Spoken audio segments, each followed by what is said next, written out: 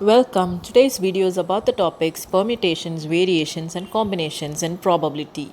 If you are confused about the topic and if you're not able to tell apart the questions in the exam, then watch this video and be clear with the concept.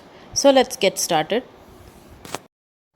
Now this is the order in which the video is progressing. First we'll brush up the basics of probability to understand the common terms used in the video, and then we'll find the general expression for probability. Next we'll differentiate between the cases of combinations, variations and permutations, and finally summarize and tabulate the equations of all these three. So let us see, what is probability? Probability is defined as the likelihood or the chance of an event occurring in a random experiment. Experiment in probability refers to the activity that you're doing. For example, if you're flipping a coin or picking a card from a deck of cards, or say you are taking a ball from a bag of balls, all these refers to the experiment that you're doing or the activity that you're doing to record the outcome is referred to as the random experiment. Now when we do a random experiment, we always have a preferred set of outcome from the experiment. That is called the event. For example, if you're flipping a coin and you're expecting a head, then the probability of getting a head is the event in that experiment. The entire set of all the possible outcomes from an experiment is called the sample space of the experiment. The general expression for probability is given as P of x, that is the probability of an event x can be given as the ratio of preferred outcome to the sample space. Before moving on to the mathematical expressions for probability, we should be familiar with the term factorial. So let us see what do you mean by the factorial of a number. Say if you're calculating the factorial of number n, then it can be expressed as the product of all the numbers starting from 1 till that number. That is 1 into 2 into 3 into 4 into until it goes on until n. So that is how we express the factorial of a number, and please take note that factorial of 0 is 1 and factorial of 1 is equal to 1 again. Now what is permutation? Permutation means the number of possible ways in which we can arrange a set of elements. That means it refers to the ways in which we can arrange, not selecting. Instead we are arranging the given number of elements. So permutation is only about arrangement, and the order of arrangement is important in permutations. If we have n number of elements, then we can arrange them in n factorial ways. Therefore, permutation of n elements can be represented as P of n equals n factorial. Now we'll discuss why variations are applied instead of permutations in some cases. In variations, first we have to select some of the elements from the sample space and then arrange them. We are not selecting the entire sample space. Instead, we have to select a few elements from the sample space and then arrange. For example, you have n number of elements in the sample space, but you are selecting only r number of elements from them and then arranging those r elements. In that case, it becomes variation.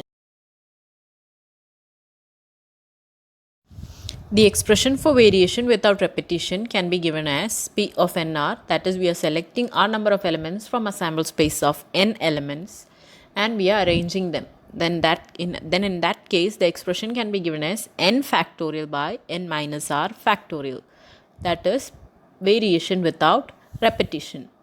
Now in the case of variation with repetition allowed, the expression becomes P of nr is equal to n raised to r. For example, consider how many 6-digit telephone numbers can be formed with the digits 0 to 9. This can be done in two ways, either with repetition allowed or with repetition not allowed. This is a clear case of variation. Now when we come to combinations, it deals only with the selection of elements. The arrangement and the order of selection is not taken into consideration. So that is the basic difference between permutations and combinations, permutation always considers the arrangement or the order in which the selection is made. But in combinations, we are only bothered about the selection, not about the order in which the selection is made. We are only dealing with the number of elements selected, not the order in which it is selected. The expression for combination without repetition can be given as C of nr. That means you are selecting r number of elements from a sample space of size n. There are total of n elements, and from that you are selecting r elements. If that is the case, then the combination expression can be given as n factorial by n minus r factorial into r factorial. Next, when repetition is allowed in combination, then the expression becomes n plus r minus 1 factorial divided by r factorial into n minus 1 factorial.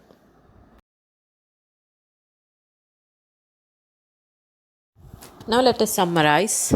When we are asked to arrange a set of elements, then that becomes permutation, and the expression for permutation is given as P of n is equal to n factorial. But when we are asked to select a particular number of elements from the sample space and then arrange that, that means we are not selecting the entire sample space. If that is the case, it is a variation. And the expression for variation without repetition is P of nr is equal to n factorial by n minus r factorial. And if repetition is allowed in variation, that becomes P of nr is equal to n raised to r. Now comes combination. Combination means we are only selecting the elements. We are not bothered about the arrangement or the order in which the selection is made. Then the expression for combination can be given as C of nr is equal to n factorial by n minus r factorial into r factorial. And if repetition is allowed, the expression for combination becomes n plus r minus 1 the whole factorial divided by r factorial into n minus 1 factorial. Thank you for watching the video. If you like the video, please don't forget to subscribe to my channel. Thank you.